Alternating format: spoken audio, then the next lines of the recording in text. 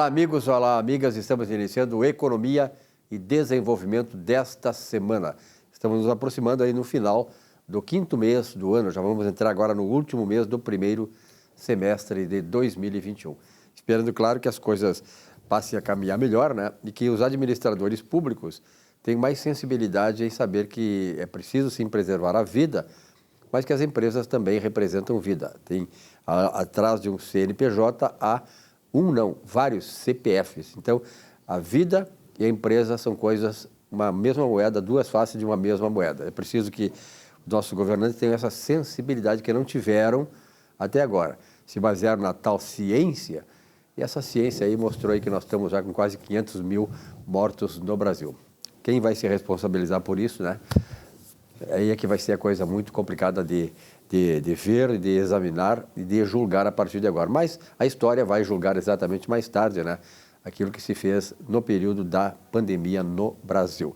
Bom, nesse espaço vamos tratar, claro, de assuntos da área de negócios no chamado momento empresarial. E nesse momento empresarial, Cristiano Buchor. Obrigado, Cristiano, pela tua presença, gravatinha vermelha e tal. Isso aqui é em consideração com o irmão. O co-irmão vive uma fase muito boa, então a gente veio para prestigiar o co-irmão, né? Obrigado. A gente acredita na tua sinceridade, é verdade. Bom, Cristiano, a tua especialidade, claro, é essa área de contabilidade, na área empresarial, essas questões tributárias e tal, mas tem algo que é o Fundo de Garantia por Tempo de Serviço, que o trabalhador desconta todo mês, o empregador e a parte do trabalhador, e é hoje remunerada por lei, pela lei federal, em 3% ao ano, mais a taxa referencial. Só que essa taxa referencial, ela está zerada. Ou seja, o Fundo de Garantia rende apenas 3% num ano. Mas tem uma briga em torno disso aí, né?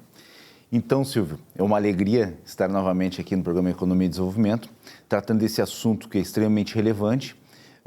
Recentemente, nós tivemos uma procura muito grande sobre explicações, saber mais sobre o que seria a questão da correção do fundo de garantia, né? Ou a correção dos depósitos do FGTS.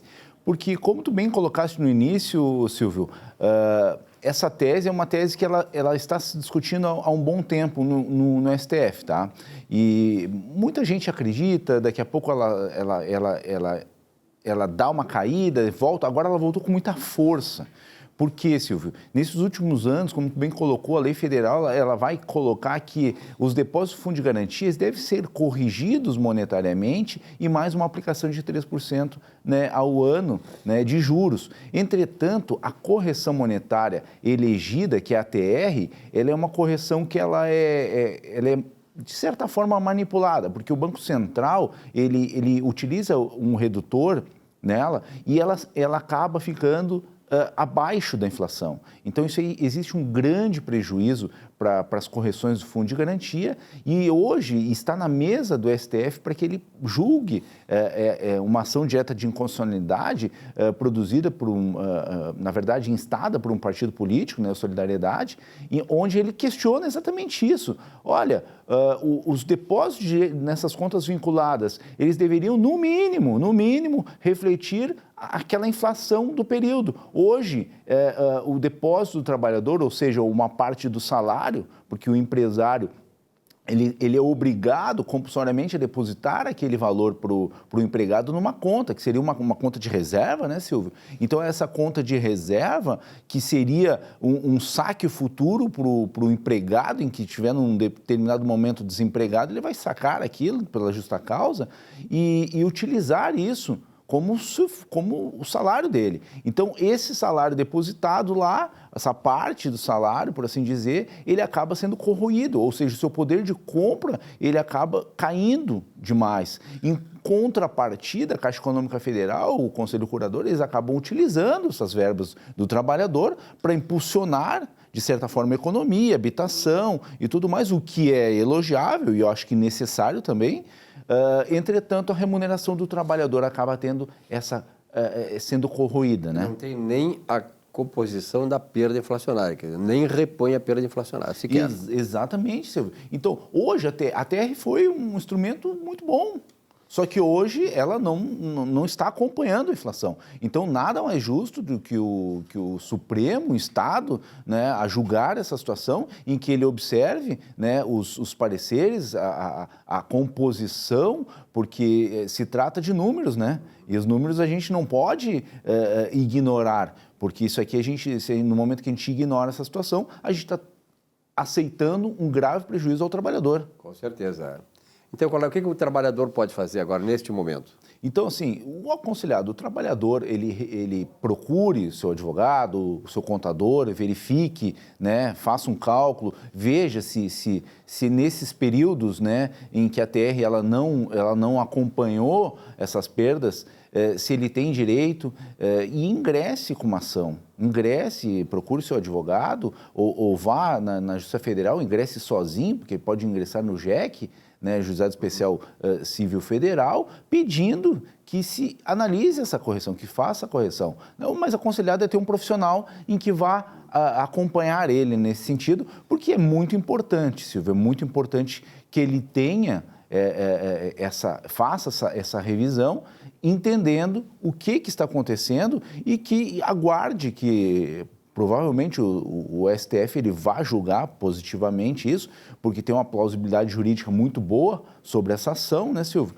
Então, é um dinheiro em que me parece que os trabalhadores têm direito. Até porque é o seguinte, né? Numa ponta tem o seguinte, a poupança, que é o fundo de garantia por tempo de serviço, que é uma poupança do trabalhador e do empregador, que fica lá depositado, mas do trabalhador especificamente fica lá.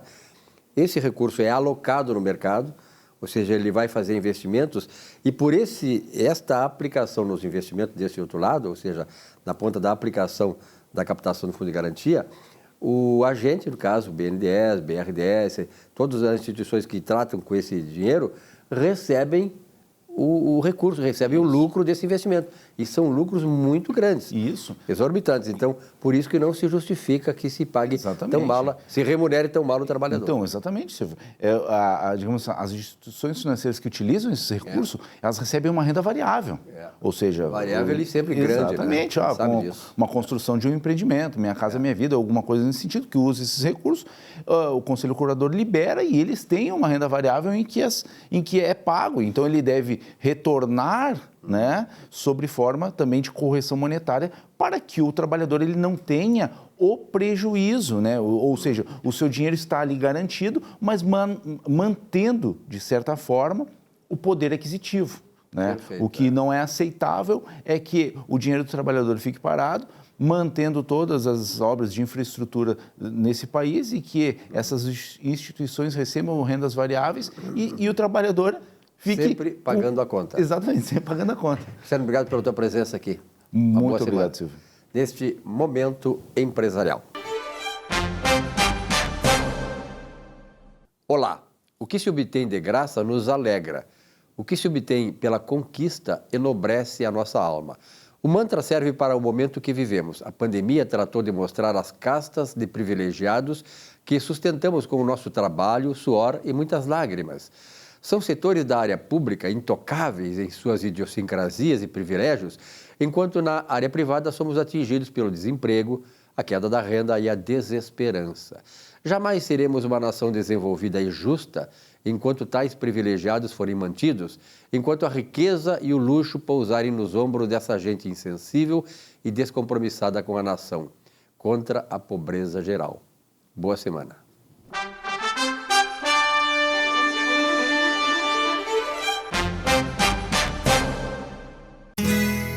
Ser gaúcho é preservar as tradições, é valorizar a educação e acreditar que um futuro melhor nasce nas páginas de um livro.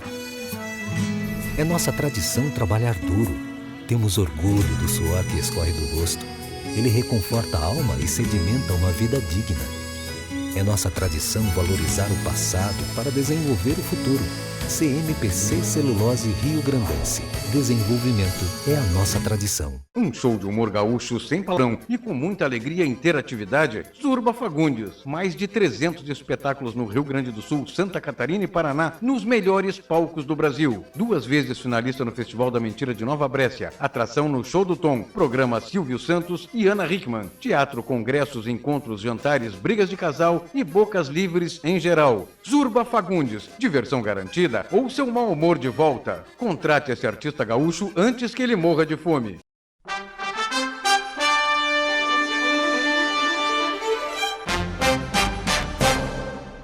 Em 2010, um grupo empresarial ligado à área de combustíveis, a combustível gás, adquiriu os postos de combustível, postos revendedores de combustíveis da bandeira Ipiranga, de toda a região sul e sudeste. Este grupo gigante já detinha o controle de empresas de distribuição de gás, transporte, logística, de oxigênio, de farmácias. E, nesse caso, ele investiu 1,4 bilhões de dólares nessa compra, incluiu alguns outros ativos da área petroquímica. A nova política comercial implantada junto aos revendedores da bandeira Ipiranga foi o foco de atritos e confusões na rede, levando ou a quebradeira de vários postos ou a migração para a bandeira branca ou para outras distribuidoras. Qual o motivo principal desses desacordos? A elevação das margens de lucro dessa distribuidora, acima dos concorrentes. Esta ação impossibilitou a execução das margens de ganho adequadas pela revenda, resultando em prejuízo a quem não tinha uma escala suficiente para diluir o custo adicional, já que o preço final é o mercado quem determina. Pois bem, a refinaria Alberto Pasqualini, a Refap de Canoas, está sendo adquirida por este grupo, e aí começa a minha preocupação. Falta só alguma questão do CAD. Os preços são livres em qualquer etapa da cadeia do petróleo, que é uma commodity. Tem um preço internacional que flutua de acordo com variáveis mercadológicas ou cartelistas. Exemplo de cartel é a OPEP. A Refap produz os principais derivados, tal como gasolina e diesel. Diesel é produzido para abastecer também boa parte de Santa Catarina, mas a gasolina tem volume insuficiente para o Rio Grande do Sul. Recebe o que falta por trem, navio e caminhão. O maior volume recebido vem por navio e é descarregado na boia flutuante em Tramandaí. O preço final é um somatório de impostos, custos e margens. Nesta ordem de grandeza, o maior valor é o imposto, depois o custo do produto e produção e, por fim, as margens. Só o ICMS gaúcho é de 30% para a gasolina. A isto soma-se PIS, COFINS, CID e impostos sobre o lucro pago pelos agentes econômicos nas diversas etapas de produção e comercialização. Mas por que essa história toda? Porque a história já mostrou que a compradora da Refap gosta de margens de lucro fortes. Exemplo do que fez com a rede de Poço Ipiranga quando da sua aquisição. As margens atualmente praticadas pela refinaria poderão aumentar e se alguma distribuidora não gostar dos preços e quiser trazer de São Paulo, por exemplo, terá que colocar centenas de caminhões na estrada. Minha conclusão: tomando como exemplo a conduta anterior da futura nova dona da refinaria, é grande, bem grande a possibilidade das margens de ganho sofrerem majoração por parte da refinaria e quem pagará a conta, mais uma vez, será o consumidor. Uma boa semana a todos. Muito bem, nesse espaço de Economia e Desenvolvimento, nós vamos continuar conversando com o nosso comentarista aqui, Dr. Walter Monteiro, palestrante famoso, consultor, palestrante, especialista em treinamento de recursos humanos e tal, né? E o Walter tem trazido aqui algumas informações, dados importantes que você não encontra em nenhum outro veículo de comunicação, principalmente televisão, sobre o panorama do treinamento no Brasil, que é uma coisa fundamental, sobretudo, né, Walter, num país como este, que a qualificação do trabalhador ainda está muito a desejar diante daquilo que é a necessidade de desenvolver o país de maneira que haja produtividade no trabalho e haja eficiência na economia. Obrigado, Walter, pela tua presença mais uma vez. Muito bem, quero saudar os telespectadores. É uma honra estar aqui mais uma vez. Nós já iniciamos a falar sobre isso. E o Silvio falou algo importantíssimo. O Programa Economia e Desenvolvimento é o único programa daqui do Rio Grande do Sul que está divulgando essa pesquisa. Claro que não é uma pesquisa secreta, né? Ela é feita pela Associação Brasileira de Treinamento e Desenvolvimento, não é? Juntamente aqui com a Integração Escola de Negócios, e é o panorama do treinamento e desenvolvimento no Brasil. 15ª edição, Silvio. 15ª edição. Nós temos alguns dados importantes aqui, ó.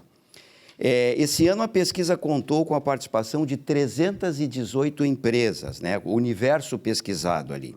O número foi, claro, menor do que o ano passado, mas a pesquisa teve um ganho de qualidade nas respostas, não é? E essa pesquisa aqui, existem alguns dados importantíssimos aqui. Ela foi criada, ela foi gerada, né, com a crise da Covid-19, o orçamento para treinar as pessoas, para capacitar as pessoas para executar uma boa atividade em seu trabalho, a indústria, ela diminuiu 45% do seu orçamento, a área de serviços reduziu 52%, o comércio 56% e a administração pública 60% a redução. Que é significativo na área pública, né? Na área pública. E é né? onde mais nós precisamos, né, Walter? Eu acho que, não sei se tu concorda comigo, assim, a área Sim. pública precisa ser mais eficiente e eu acho que aí é preciso investir mais, né, também. Né? Com certeza. A média de investimento anual para o treinamento por funcionários, ó. Empresas de 101 a 500 colaboradores, R$ 339.779 foi a média de investimento para capacitar as pessoas. Já as empresas de 501 a 1.000 colaboradores, Silvio, a média foi de R$ 640 mil por ano. Aqui nós temos de 1.001 a 5.000 colaboradores, 1 milhão, vamos arredondar aqui, 1.500.000. E acima de 5.000 colaboradores, R$ 5.200.000 foi a média de investimento em treinamento.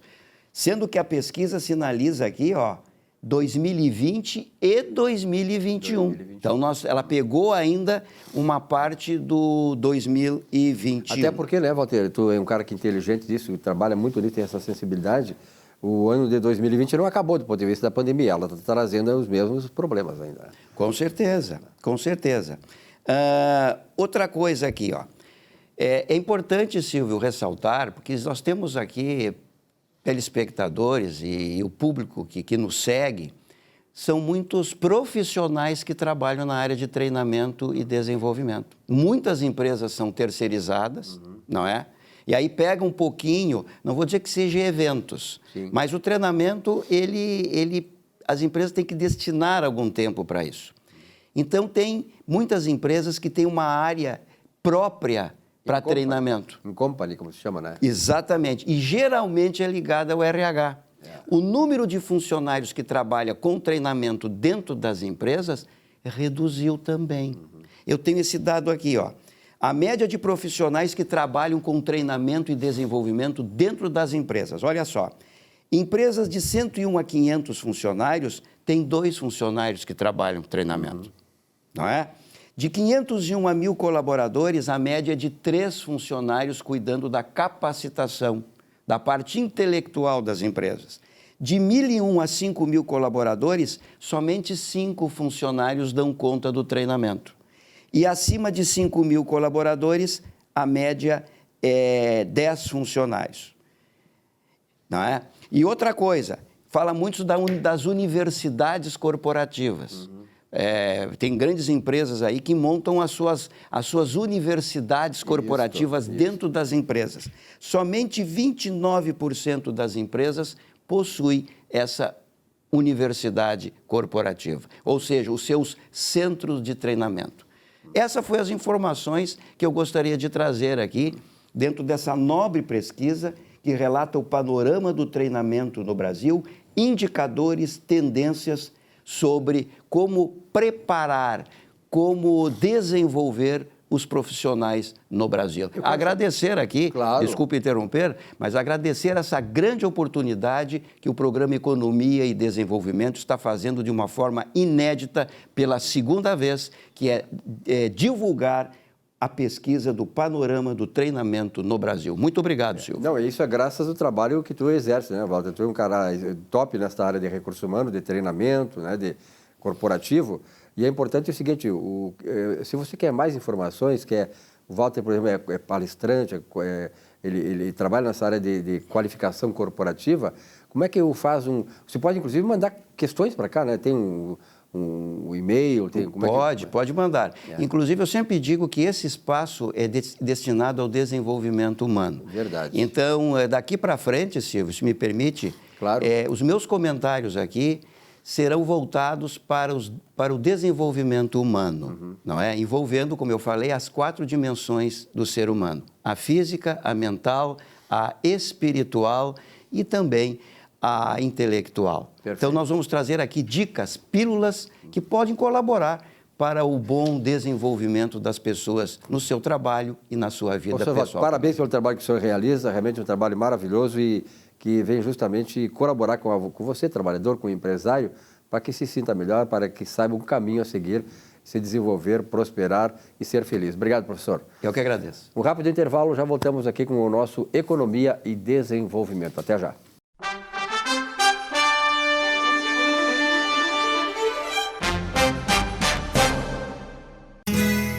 Ser gaúcho é preservar as tradições, é valorizar a educação e acreditar que um futuro melhor nasce nas páginas de um livro. É nossa tradição trabalhar duro. Temos orgulho do suor que escorre do rosto. Ele reconforta a alma e sedimenta uma vida digna. É nossa tradição valorizar o passado para desenvolver o futuro.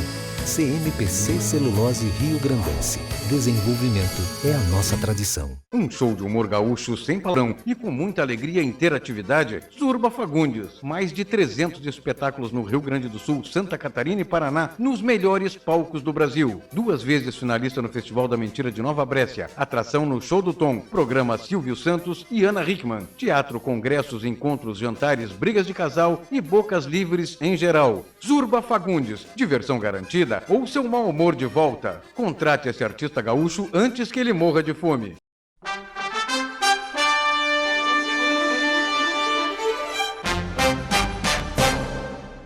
Algumas vezes, a vida parece parar e aquilo que ia bem acaba tomando outra direção e sem qualquer interferência transforma-se em algo ruim. Mas será?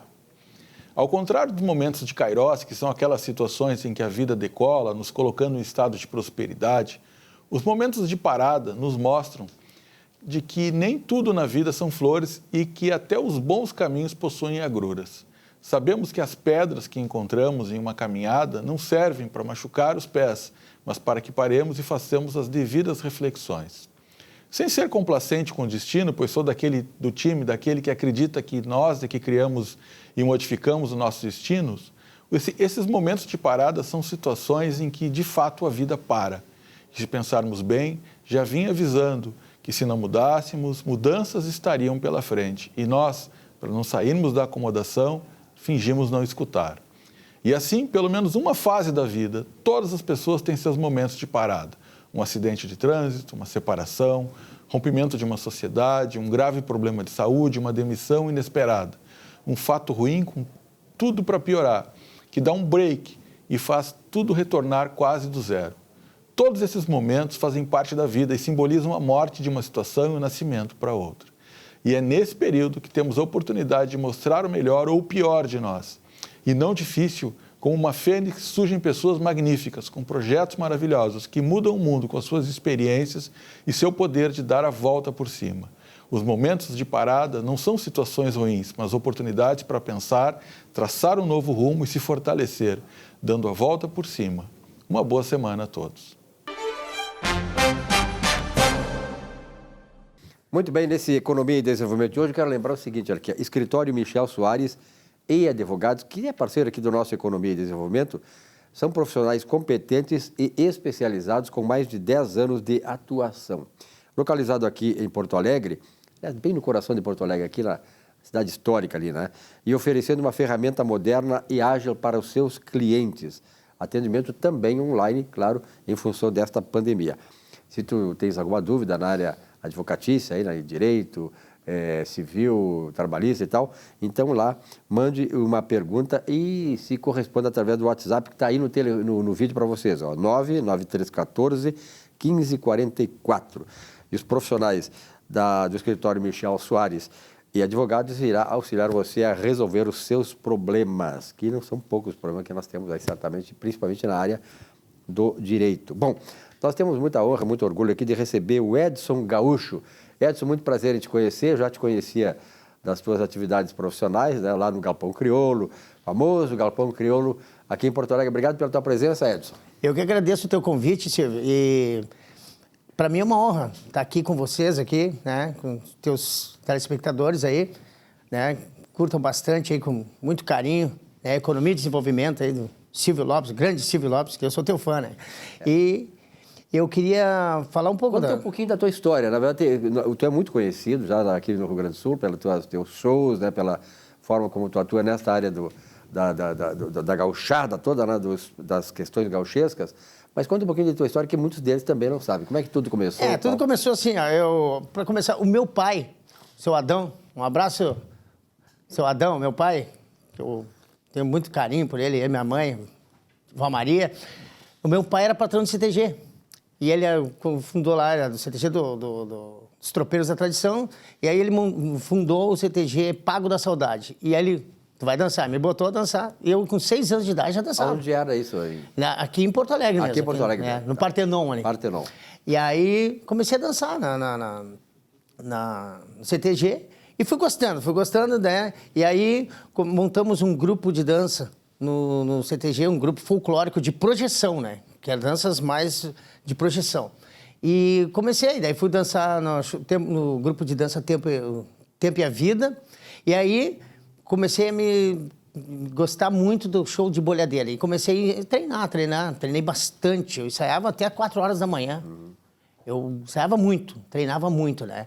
Então, e disso foi desenvolvendo o meu trabalho da técnica da bolhadeira, que é uma lambo com bolhadeiras, e fui aprimorando. E dali em diante fui fazendo shows, entrei na churrascaria Galpão Crioulo, em 84, né? Eu estou até hoje na churrascaria Galpão Crioulo. Queria mandar um abraço para Adalberto Zanata, o dono da churrascaria lá, proprietário da churrascaria Galpão Crioulo.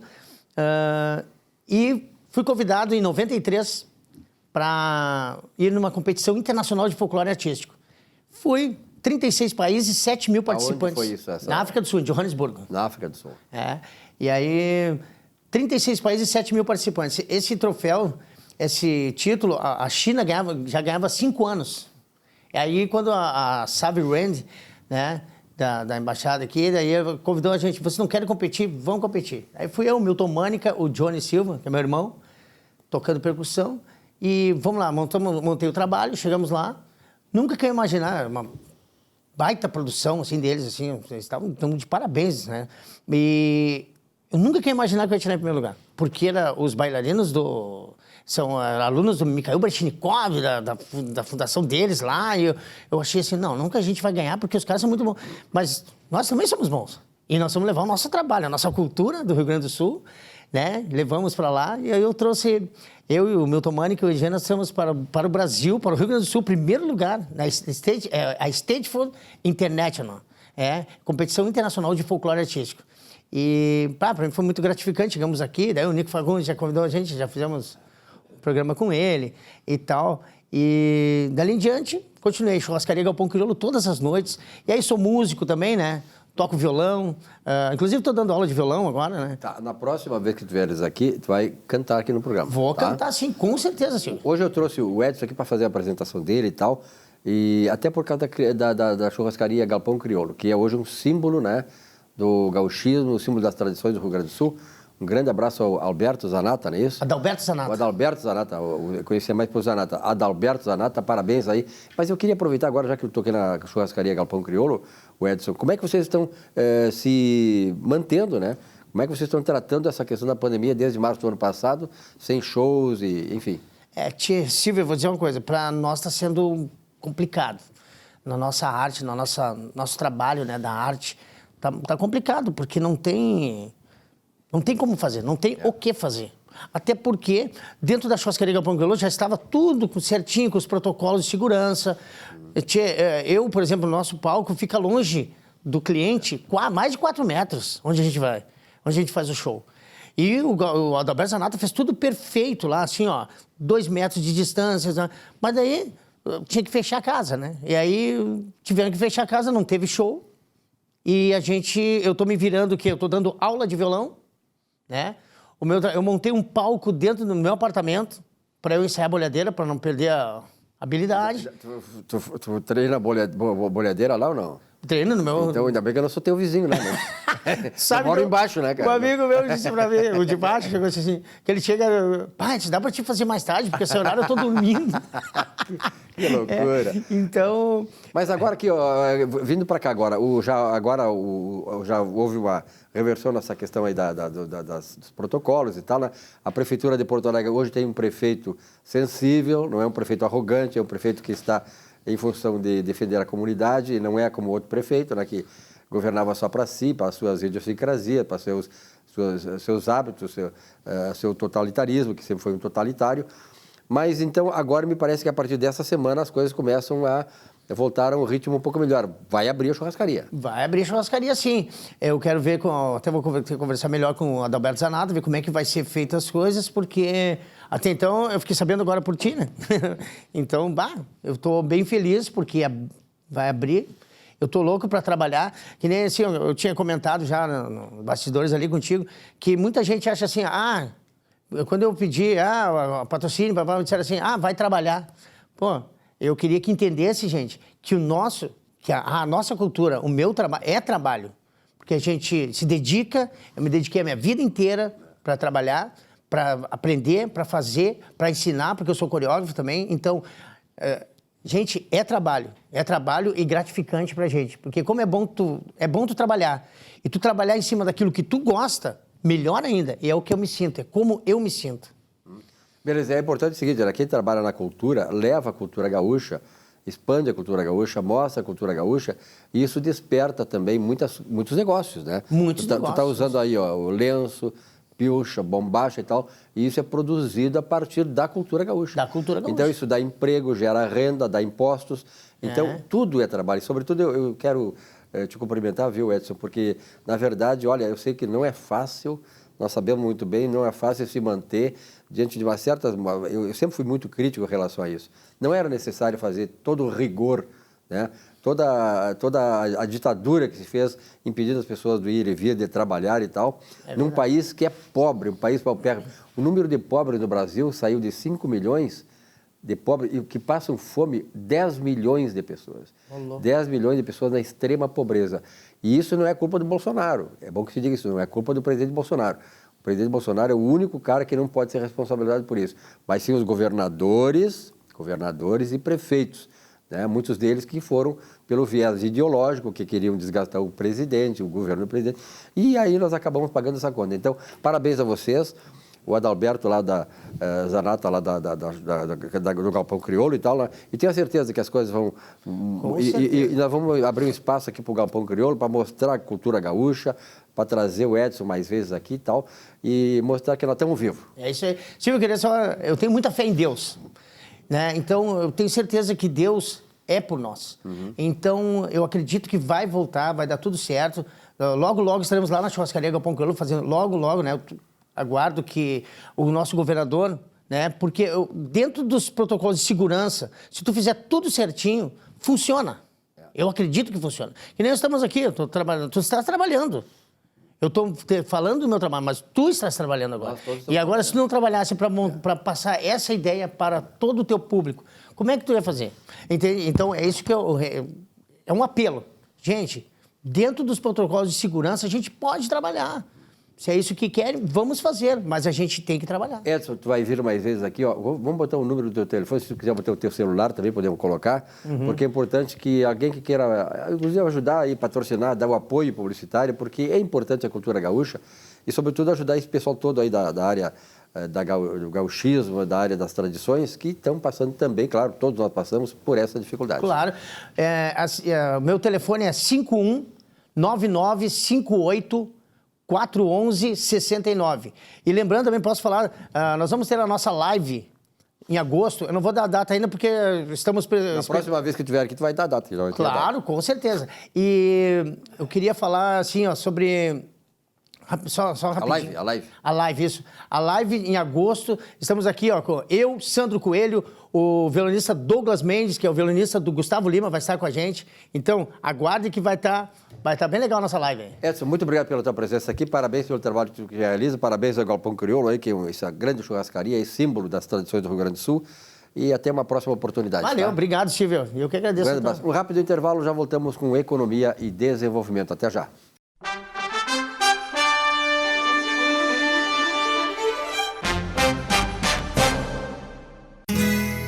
Ser gaúcho é preservar as tradições, é valorizar a educação e acreditar que um futuro melhor nasce nas páginas de um livro. É nossa tradição trabalhar duro. Temos orgulho do suor que escorre do rosto. Ele reconforta a alma e sedimenta uma vida digna. É nossa tradição valorizar o passado para desenvolver o futuro. CMPC Celulose Rio Grandense. Desenvolvimento é a nossa tradição.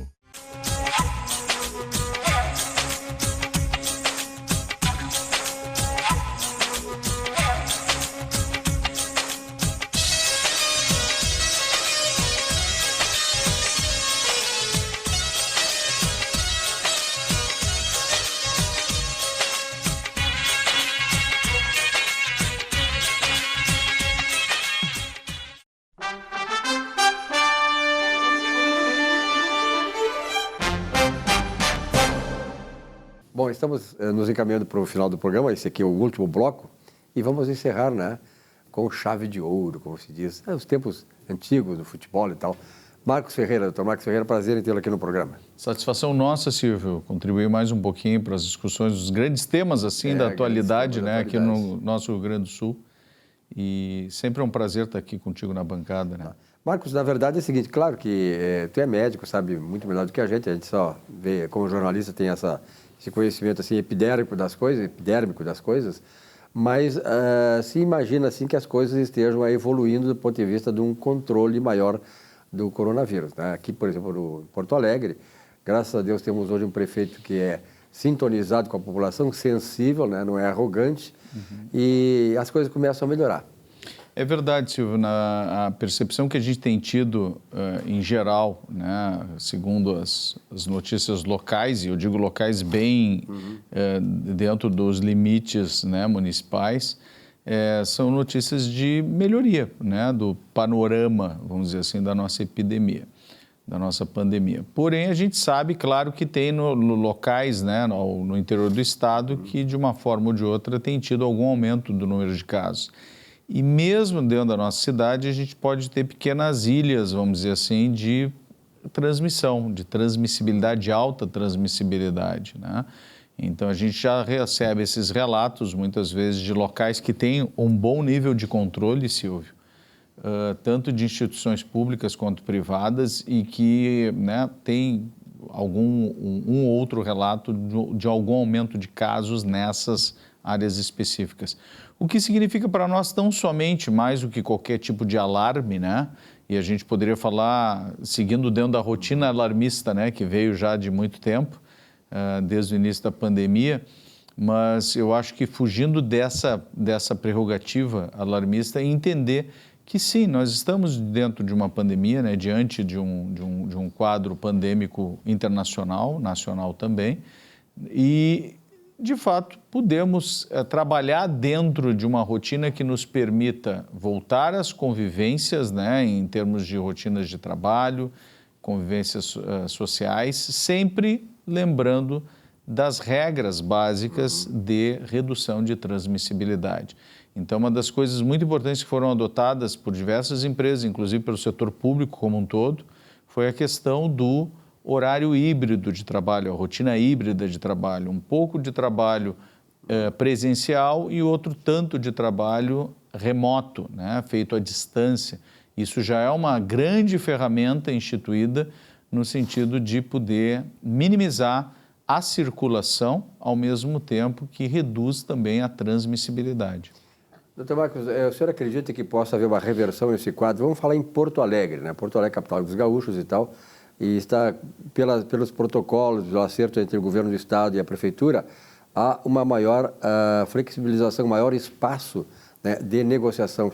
da Prefeitura em relação à questão do Covid aqui e, claro, sempre sintonizado com as questões protocolares do Estado.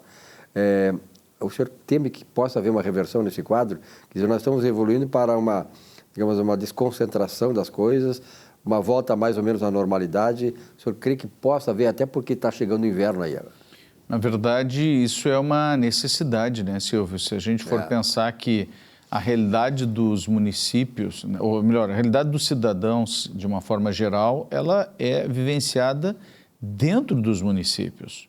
Então, ninguém melhor do que as autoridades municipais para que elas possam entender, junto com as forças produtivas, né, e de trabalho dentro desse limite geográfico que é o município, para poder oferecer justamente uma análise adequada, né, dos parâmetros de aumento ou redução da incidência de doenças e poder tomar as medidas sempre num diálogo muito aberto, né, com toda a sociedade, o que a gente não tinha em gestões anteriores, né? A gente sabe que a última gestão em Porto Alegre foi catastrófica nesse sentido e agora nós temos sim um espaço de diálogo, né? E isso é muito importante, né, Silvio, que a gente mantenha esses espaços de diálogo. Na verdade, é o seguinte, tu tocaste uma questão importante, que é a questão da administração da Covid. Eu sempre digo aqui, desde lá do começo, que o pior do que a pandemia foi a forma como ela foi administrada. Por exemplo, assim, nós estamos quase com 500 mil pessoas mortas no país, fruto do quê? Fruto da ciência, da administração da ciência, do fechamento, do lockdown e tal, que isso não resolveu. Né? Então, me parece que hoje a própria classe médica, algumas associações médicas, o grupo de médicos e alguns médicos, em particular, que não estavam compactuando com o lockdown, estão sendo ouvidos hoje e respeitados porque, na verdade, eles não deixaram de ter razão. Ou seja, o lockdown, o fechamento total. Por exemplo, no Brasil, doutor Marcos Ferreira, o IBGE divulgou essa semana passada um dado que aponta que mais de 5 milhões de pessoas ficaram na extrema pobreza, estão passando fome hoje, fruto exatamente disso. É uma situação dramática porque a gente acabou abraçando uma prerrogativa de vamos chamar um pseudocientificismo, né? Verdade, E que eu digo pseudo no sentido não de que a vertente científica seja falsa, não é nesse sentido, mas é no sentido de quem trabalha com ciência, eu trabalho com ciência há mais de 30 anos, eu posso te dizer que nós temos sempre vertentes dentro da ciência, né? Tem estudos que provam determinada condição e outros que justamente negam aquela hipótese, né? Isso existe em tudo dentro da área científica. A gente costuma dizer também que, inclusive, quando são analisados os dados estatísticos, né? Se tu torturar bem os dados, entre aspas, né? Tu consegue tirar a informação que tu tem por objetivo tirar, né? Ou a ideia que tu quer passar dentro daquela condição. Então, nesse sentido é que eu coloco que existe uma questão de opção, né, Silvio? E essa questão de opção, ela, por vezes, vai ser adotada em razão de narrativas próprias, né? Então, a narrativa de que a ciência é soberana, ela é muito bonita quando tu só ouve um lado da ciência. E quando tu não ouve o outro lado da ciência e tu procura desconstruir aquele outro lado, né, desautorizar aquele outro lado, que inclusive traz estudos bem embasados, que inclusive traz a voz de cientistas que também trabalham pesadamente dentro da análise de dados, e simplesmente utiliza uma tarja para dizer que aquilo é anticientífico, que aquilo não é aceito, isso é bastante complicado, né? A gente deve sempre lembrar da história, né? Quando Galileu Galilei, né, e Copérnico, né, vieram com... Galileu Galilei é o pai da ciência moderna, né? E Copérnico já vinha com toda a teoria, né, de que realmente não era o Sol que girava em volta da Terra, mas sim que a Terra girava em volta do Sol. Isso era uma heresia, isso era uma situação que naquela época, né, 5 séculos atrás, era ante todas o conhecimento aceito da época, tu entendes? Então, de novo, narrativas. Depois se provou claramente que, sim, os cientistas daquela época que adotavam essa vertente, entendendo que a vertente que adotava a ideia de que o Sol girava em volta da Terra, também era defendida por cientistas da época, né? Então, nós temos que abrir os nossos olhos muito em relação a isso e sempre dentro do possível, como nós vivemos dentro de um regime democrático ainda, entender que sim, nós devemos ouvir todas as vertentes, né? Sem necessariamente vir a colocar dentro de tarjas, dentro de bloqueios, a palavra do outro, né? Censurar a palavra do outro, né? É grave. Só deu espaço, na verdade, a grande mídia só deu espaço para um lado. Exatamente, Silvio, exatamente. E criou isso. aquela falsa dicotomia, assim, ou a vida ou a ciência. Exatamente. Né? Quer dizer, a vida estava do lado da ciência e a... Não, ou a vida ou a nossa ciência. Ou a nossa ou a ciência, ciência que eu optei. Exatamente. Né? Quer dizer, se tu é da ciência, mas tu é do outro lado, que não é o lado que eu optei, tu não é da ciência, tu é contra a vida. Quando, na verdade, isso não existe, tu entende? Isso é um absurdo, isso é simplesmente um absurdo. A gente vivenciou isso e segue vivenciando isso quando tu vê que, inclusive, situações dramáticas como a verdadeira censura das redes sociais, das big techs, né, Silvio? Estão hoje cerceando completamente qualquer palavra, qualquer menção que seja feita contra a ideia dominante daquele lado que eu optei da ciência. Tu entendes? Isso é muito sério. E não é teoria da conspiração, porque na verdade é o seguinte, na verdade o que nós estamos vendo aí, na minha visão, como professor da história do pensamento econômico, na verdade a história do pensamento econômico, eu sempre digo, é a história do próprio ser humano na Terra, a história da caminhada do ser humano na Terra.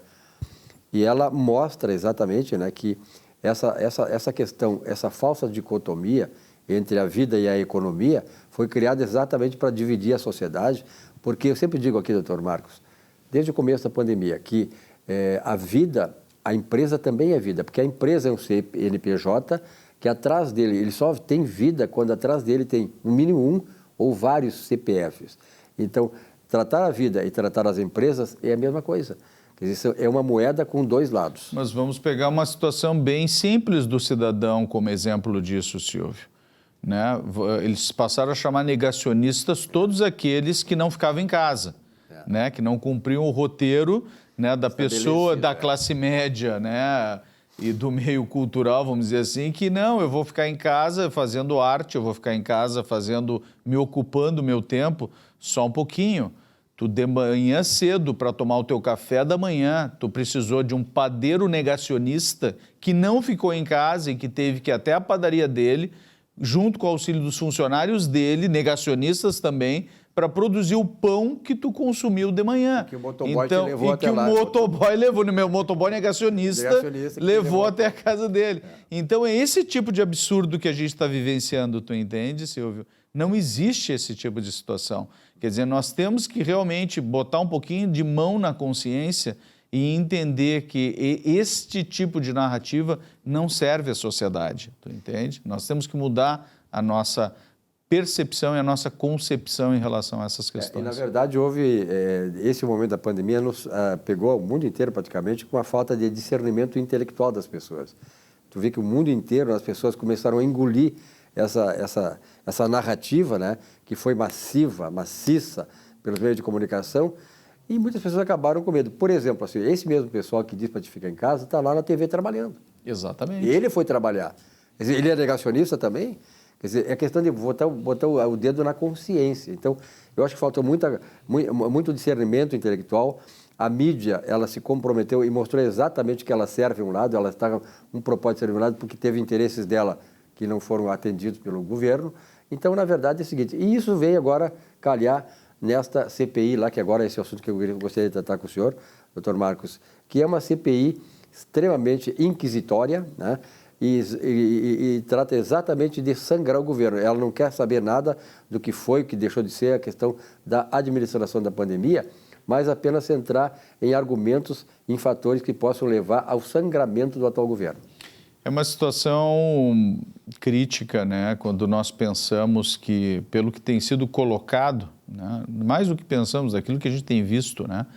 E ouvido, né? Eu toda manhã ouço as rádios, né? No caminho para o trabalho, e eu tenho escutado o mesmo discurso de todos os jornalistas no sentido de que essa CPI tem um objetivo, E o objetivo central é encontrar alguma forma de ligar, né, de fazer o link entre a gestão total da pandemia e, obviamente, colocar o peso das mais de 400 mil mortes, né, infelizmente, esse dado dramático, né, e aí vai a nossa solidariedade a todas as famílias que perderam entes nessa pandemia, mas entendendo que todo esse sofrimento, ele não veio às custas de um único cidadão, como a imprensa quer colocar, sob certo aspecto, né? Isso veio de um conjunto de equívocos, né?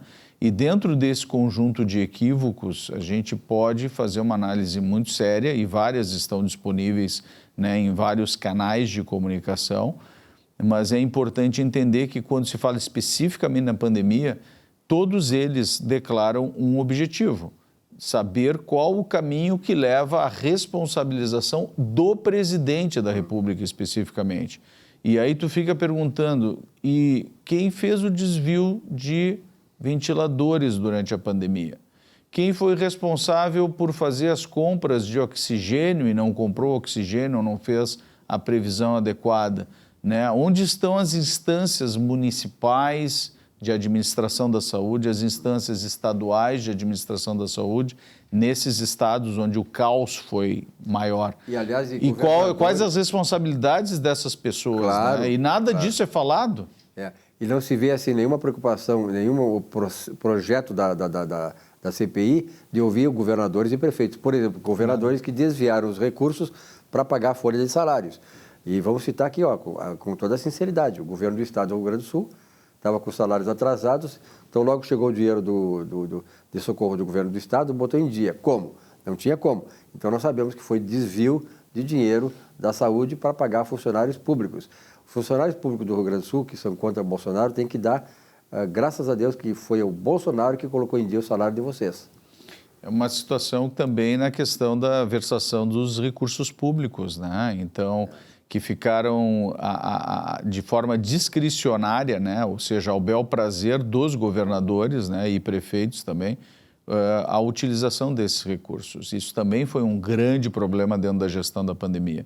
Quer dizer, lá desde o início se falava, fiquem em casa para que não aumente o número de casos e nós tenhamos tempo de nos preparar para o enfrentamento da pandemia, né? Construindo hospitais de retaguarda, construindo hospitais de campanha, comprando equipamentos, disponibilizando toda a estrutura para o atendimento da população. E, de repente, um ano depois, nós vivemos a crise de fevereiro e março desse ano, né?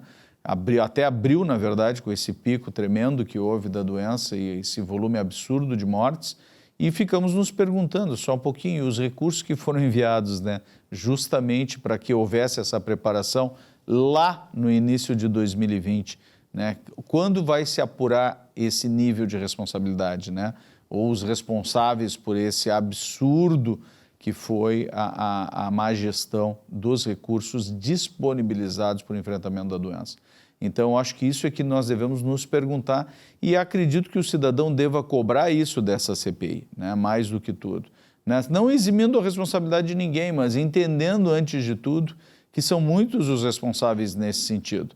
E da mesma forma que a gente bate palmas, né, no sentido de que, sim, foram separados recursos para o enfrentamento da pandemia, quer dizer, em nenhum momento houve a negativa de se enfrentar isso, pelo menos através da disponibilização de vultosos recursos públicos, né? Dinheiro dos nossos impostos, né? Então, isso não se nega, mas ao mesmo tempo nós precisamos entender dentro de toda a gestão, né, em todos os níveis, o que houve de falha e o que se pode melhorar nesse sentido. E muita coisa pode ser melhorada, né, Silvio? Com certeza. Doutor Marcos, pela experiência que o senhor tem, pelas relações que o senhor tem aqui em Porto Alegre, sobretudo, como é que o senhor está vendo assim, a atuação, o ânimo dos médicos da área da saúde e tal, pessoal da enfermaria e tal, em relação a essa retomada aí? Porque a gente sabe, outro dia conversando com o presidente do CREMERS, ele informou aí o número de médicos que morreram, né, que estão lá na aula de frente e tal. Como é que está esse ânimo, como é que está o comportamento dos médicos em relação a esta retomada que gradualmente estamos obtendo aí? A gente teve uma situação muito séria que foi, de fato, a morte de diversos colegas, né, em todos os níveis da área da saúde.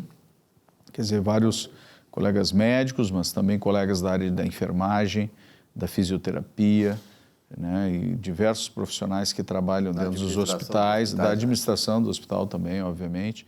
Então, foi uma situação realmente muito crítica para todo o segmento da área da saúde, justamente por ser a linha de frente, né, de combate a essa pandemia. Né, ter que ficar exposto, né, diretamente ao agente biológico, né, causador da síndrome gripal do que é o próprio coronavírus.